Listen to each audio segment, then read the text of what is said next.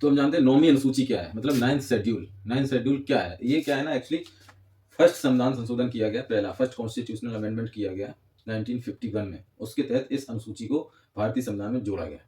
अब इस अनुसूची में है क्या?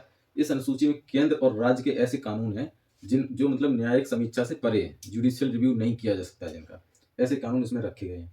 बेसिकली इसको लाने का मेन मकसद ये था कि जो पंडित जवाहरलाल नेहरू सरकार थी वो एक समाजवादी टाइप की विचारधारा रखती थी सरकार, और वो ये चाहते थे कि अमीरों और गरीबों के बीच में कोई ज़्यादा मतलब जो गैप है वो ना रहे। तो उन्होंने क्या किया, लैंड रिफॉर्म्स एक कानून मतलब लेके आए। अलग अलग स्टेट्स में सबने अपना मतलब एक सर्वे टाइप किया और ये देखा कि जमींदारों ने मतलब उस समय अंग्रेजों के टाइम पे जो बहुत सारी ज़मीनें कब्जा कर रखी थी गरीब किसानों की, उनको ऑक्युपाई करके और गरीबों में बाँटना था।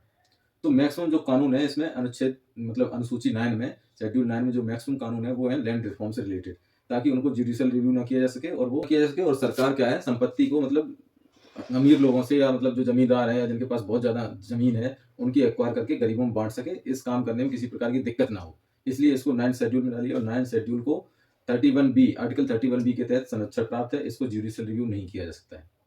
हालाँकि उसके बाद क्या हुआ, उसके बाद आया 1973 में the doctrine of basic structure, Kesavananda Bharati case के बाद। तो आई.आर. कोएलो केस जो आया 2007 में जो आया, उसमें क्या है ना, सीजेआई थे योगेश कुमार सभरवाल। तो योगेश कुमार सभरवाल जो सीजेआई थे, उन्होंने ये बोला कि 9th शेड्यूल जो है उसको कोई ब्लैंकेट इम्यूनिटी नहीं है।